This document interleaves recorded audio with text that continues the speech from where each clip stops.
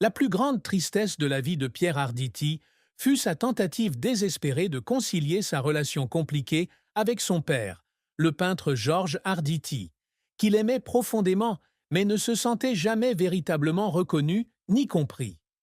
Né le 1er décembre 1944 dans le 6e arrondissement de Paris, Pierre grandit dans une famille d'artistes où son père, fervent communiste et peintre talentueux, était constamment occupé par son travail et ses activités politiques. Georges, avec sa personnalité stricte et ses exigences élevées, prenait rarement le temps de parler ou de créer un lien affectif avec Pierre, donnant au garçon le sentiment d'être toujours en marge de la vie de son père. Pierre aspirait à la reconnaissance de son père, non seulement comme fils, mais aussi comme acteur et artiste. Mais les éloges de Georges étaient rares et souvent critiques plutôt qu'encourageants. Cette douleur s'est aggravée lorsque Pierre est devenu adulte et a commencé sa carrière d'acteur. Il espérait que ses succès sur scène et à l'écran feraient la fierté de son père.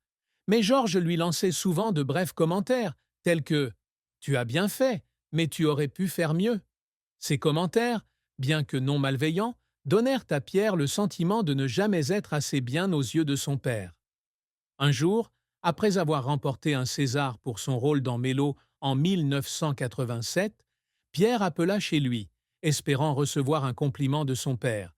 Mais Georges lui dit simplement qu'il avait vu le film et que Pierre avait bonne mine. À ce moment-là, Pierre rentra dans son appartement parisien, s'assit seul dans le noir et pleura, comme si tous ses efforts pour obtenir l'approbation de son père avaient été vains. Cette tristesse ne concernait pas seulement sa relation avec son père, mais aussi le profond sentiment de solitude qu'il éprouvait dans son parcours artistique, alors qu'il recherchait l'approbation de la personne qu'il aimait le plus. À la mort de Georges, en 2012, Pierre ressentit un vide incommensurable. Il réalisa qu'il n'aurait jamais la chance de dire à son père qu'il voulait être aimé et compris comme un fils, et pas seulement comme un acteur.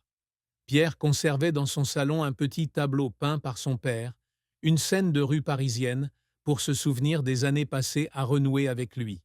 Cette tristesse, dissimulée derrière son sourire charmeur et sa présence assurée sur scène, était indissociable de Pierre, façonnant sa façon de vivre, d'aimer et de se consacrer à l'art. La carrière de Pierre Arditi s'étend sur 6 décennies, ponctuée de succès éclatants, d'échecs douloureux et de luttes qui l'ont laissé en larmes de joie et de tristesse. Dès les années 1960, Pierre se lance dans le monde du théâtre, encouragé par sa sœur cadette, Catherine Arditi, une comédienne talentueuse. Au départ, il n'envisageait pas de devenir acteur. Mais après avoir suivi un cours d'art dramatique avec Tania Balachova, il découvre sa véritable passion. En 1965, il fait ses débuts sur scène au théâtre du Cothurne à Lyon, sous la direction de Marcel Maréchal, dans l'Opéra du Monde de Jacques Audiberti. Ce petit rôle, modeste au départ, allume en lui une passion qui le pousse à poursuivre sa carrière artistique malgré ses doutes initiaux. Sa première grande percée survient en 1971, lorsqu'il interprète le rôle principal dans le drame de Roberto Rossellini, Blaise Pascal. Ce rôle, celui d'un philosophe introspectif, lui permit de confirmer son talent et d'attirer l'attention du monde du cinéma. Cependant, le chemin vers le cinéma fut semé d'embûches. Dans les années 1970, Pierre se voyait souvent confier uniquement des seconds rôles ou des figurants, ce qui le frustra et le perturba. Un jour, après avoir été refusé pour un rôle principal dans un film d'un réalisateur célèbre, il rentra chez lui, s'assit dans son salon et pleura, sentant son rêve s'évanouir. Mais il ne baissa pas les bras et continua à se perfectionner au théâtre, de Diderot à Corps perdu, de Jean-Louis Barrault à Tailleur pour Dame de Bernard Murat.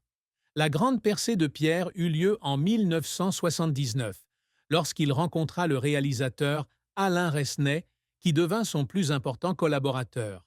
À partir de Mon oncle d'Amérique, Pierre et Resnais collaborèrent sur 9 films, dont Mélo, Smoking, No Smoking et Vous n'avez encore rien vu. Mélo, un drame émouvant, a valu à Pierre le César du meilleur acteur dans un second rôle en 1987. Son rôle de Pierre Bellecroix, un homme déchiré entre amour et devoir, a été déterminant pour sa carrière, mais il a dû travailler sans relâche, reprenant sans cesse des scènes pour atteindre la perfection exigée par Resnais. Il y avait des soirs où, après le tournage, Pierre restait seul dans sa chambre d'hôtel, pleurant d'épuisement et de pression, mais fier d'avoir surmonté le défi. En 1994, Pierre a atteint l'apogée de sa carrière avec le César du meilleur acteur pour Smoking, No Smoking, un film unique de Resnais avec deux histoires parallèles. Ce rôle lui demandait d'incarner différentes facettes d'un même personnage, un défi qu'il qualifiait de sommet de sa carrière. Cependant, il n'a pas toujours réussi. Un échec mémorable fut sa participation à une pièce commerciale dans les années 1980, vivement critiquée par la critique pour son manque de profondeur. Les critiques négatives ont dévasté Pierre, qui a envisagé d'arrêter la scène. Assis dans sa loge, il pleurait et se demandait s'il méritait vraiment ce métier. Mais ce sont ces moments qui l'ont motivé, lui permettant de connaître des succès ultérieurs, comme le Molière en 1987 pour sa performance scénique dans L'Éloignement. Outre le théâtre et le cinéma, Pierre est également connu pour son travail vocal, notamment dans le rôle de Christopher Reeve dans les 3 premiers films de Superman. Ce travail lui a valu une reconnaissance internationale, mais aussi une certaine pression, car il a dû travailler de longues heures en studio pour retranscrire les émotions de Reeve en français. La carrière de Pierre a été un mélange de triomphes et d'échecs déchirants, mais ce sont les larmes de la pression et du doute qui ont fait de lui l'un des acteurs les plus respectés de France. La mort de son ami proche et collaborateur de longue date, le réalisateur Alain Resnais, en 2014, marque la fin d'une relation artistique qui a façonné sa carrière. Resnais était non seulement un réalisateur, mais aussi un professeur, un ami et une grande source d'inspiration pour Pierre. Ils ont collaboré sur 9 films, de Mon oncle d'Amérique à Vous n'avez encore rien vu, chaque projet étant un voyage de découverte artistique et personnelle. À la mort de Resnais, à l'âge de 91 ans, Pierre a eu le sentiment d'avoir perdu une partie de son âme.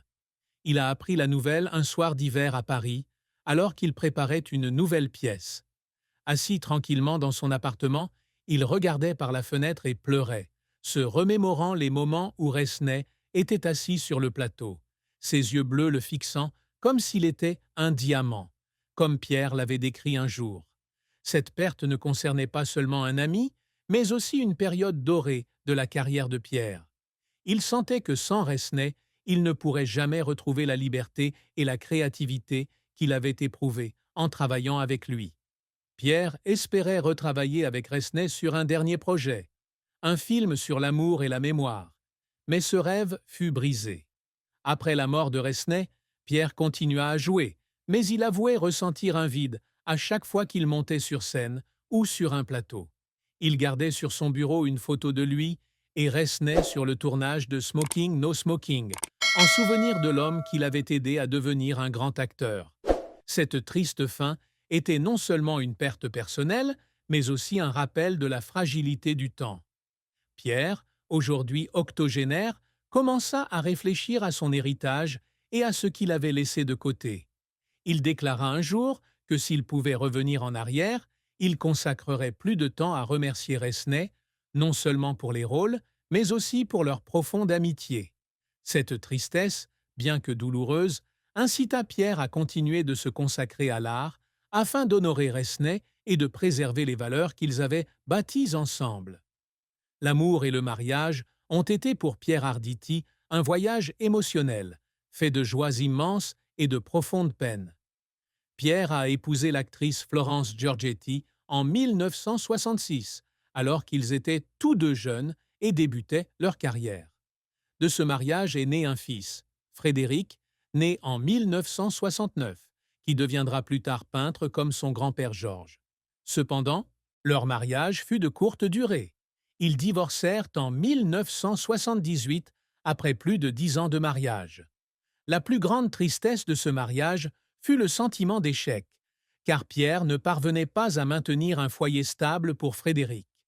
Il avoua un jour se sentir coupable de ne pas avoir passé assez de temps avec son fils durant sa jeunesse, occupé par des pièces de théâtre et des films. Un jour, alors que Frédéric était jeune, Pierre lui avait promis de l'emmener voir un spectacle de cirque, mais un tournage imprévu l'a empêché de tenir parole. Voyant le regard déçu de son fils, Pierre rentra chez lui en larmes, se sentant comme un mauvais père. Durant son mariage avec Florence, Pierre a également vécu une brève mais troublante histoire d'amour avec la chanteuse Barbara, célèbre star de la pop française. Cette relation, bien que de quelques mois seulement, a profondément marqué Pierre. Il a un jour décrit Barbara comme une comète dans sa vie, lui apportant une joie intense, mais aussi une souffrance lors de leur rupture. Pierre aimait l'intensité et l'émotion de la musique de Barbara, mais les pressions de leur carrière et leurs différences de personnalité les ont empêchés de poursuivre. Après leur séparation, Pierre écoutait souvent les chansons de Barbara, comme L'Aigle noir, et ressentait une tristesse indescriptible en se remémorant les moments partagés.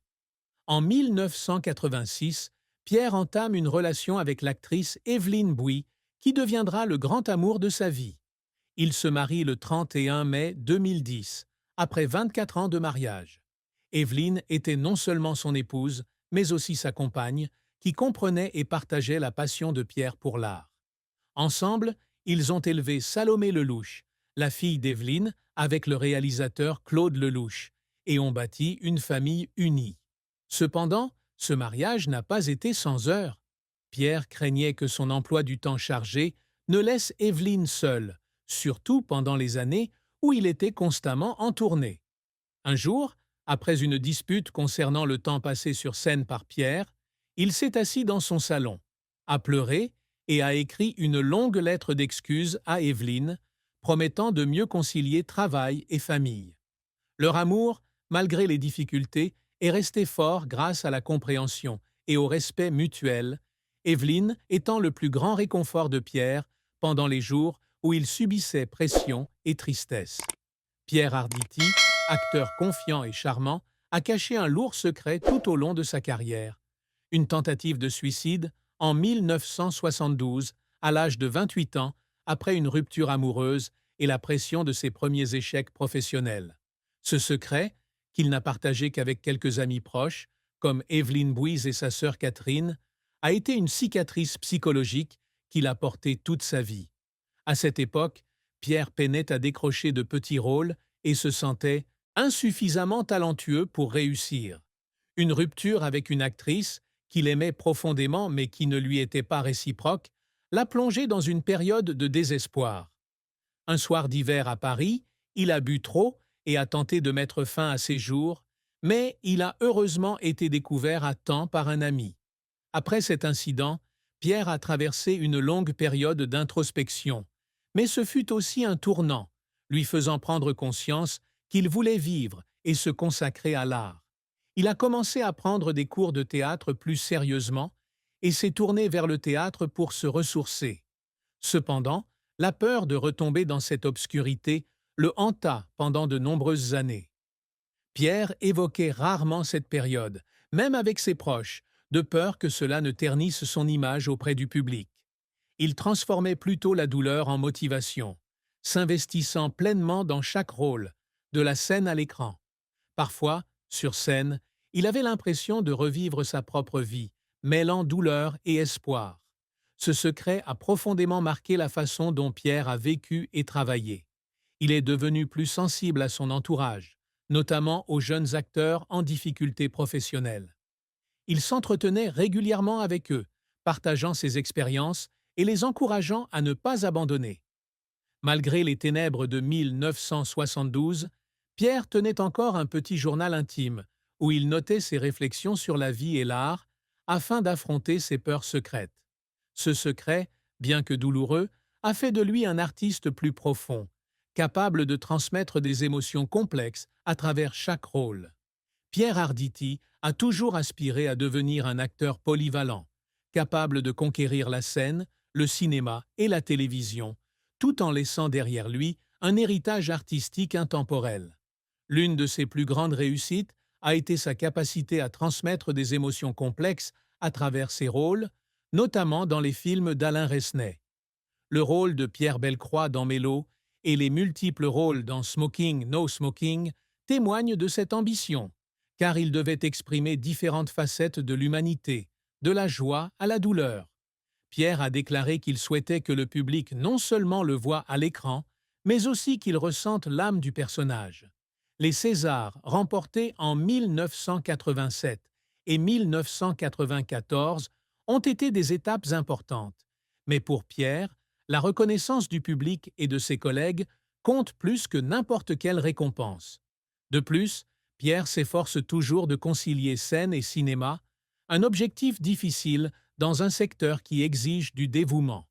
Il a joué dans des dizaines de pièces, des classiques de Molière aux pièces modernes comme L'Éloignement, pour lequel il a remporté le Molière en 1987. À chaque fois qu'il monte sur scène, Pierre se sent vivre pleinement et s'efforce toujours de livrer des performances qui suscitent l'applaudissement du public. Il s'est également investi dans le doublage, prêtant sa voix à Christopher Reeve dans Superman et à Maître Shifu dans Kung Fu Panda, afin d'étendre son influence au-delà des frontières françaises. Pierre s'attache également à inspirer la jeune génération. Il participe régulièrement à des ateliers de théâtre et partage son expérience avec les nouveaux acteurs. Il souhaite leur montrer que l'échec fait partie du chemin et que la persévérance est la clé du succès. Pierre s'efforce également de fonder une famille heureuse avec Evelyne Bouy, ce qu'il considère comme sa plus grande réussite personnelle. Il souhaite que ses enfants, en particulier Frédéric et Salomé, soient fiers de lui, non seulement pour sa carrière, mais aussi pour son amour et son dévouement. Ses réalisations, que ce soit sur scène ou dans la vie, sont le fruit de décennies d'efforts constants, mêlés de larmes et de sourires. Larmes et de sourires. Larmes et de sourires.